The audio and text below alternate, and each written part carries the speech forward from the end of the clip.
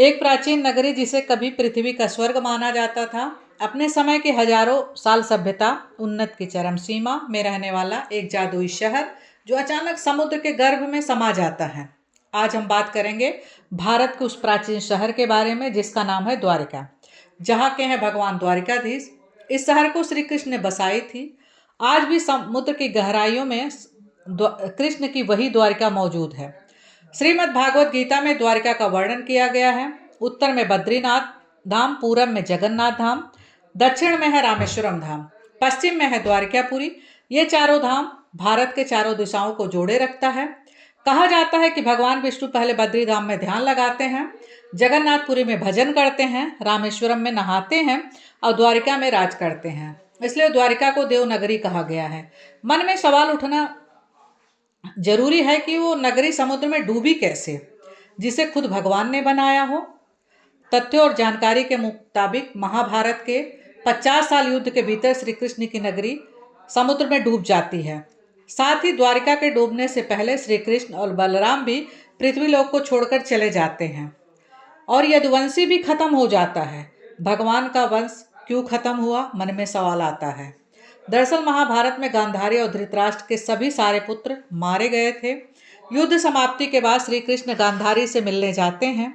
सभी पुत्रों के मर जाने पर गांधारी बहुत व्यथित थी। दर्द और आंसुओं में डूबी एक माँ ने श्री कृष्ण को श्राप दे दिया, जिस तरह मेरे वंश में नाम लेने वाला कोई नहीं बचा, ठीक वैसे ही तुम्हारा वंश भी नहीं चल पाएगा।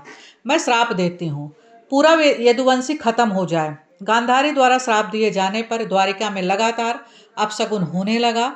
तेज आंधियां, प्राकृतिक आपदा, श्राप के कारण 36 वर्षों के भीतर यह शहर एक बड़े भूकंप के साथ जल में डूब गया था। वह जलमग्न द्वारिका नगरी दुनिया भर के लिए एक रहस्य बनकर रह गया। 1981 में डॉक्टर SR के नेतृत्व में समुद्र पुरातत्व की एक टीम इस शहर द्वारिका की खोज में निकल पड़ा। दरअसल डॉक्टर SR राव को उस जगह से चमकदार एक लाल रंग का विशिष्ट बर्तन मिला जो 300 वर्ष के पुराने थे। इन खनन के कारण डूबी हुई द्वारिका की खोज शुरू हुई। उन खोजों से कई कलाकृतियां, टूटे गहने मिले जो 3500 साल पुराने थे।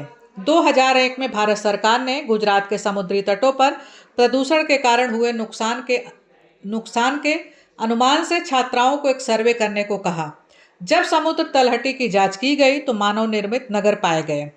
समुद्र तट से 70 किलोमीटर के नीचे एक दीवार, सीढ़ियां, तांबे के सिक्के मिले। बल्कि यह भी पता चला कि महाभारत एक काल्पनिक कथा नहीं थी।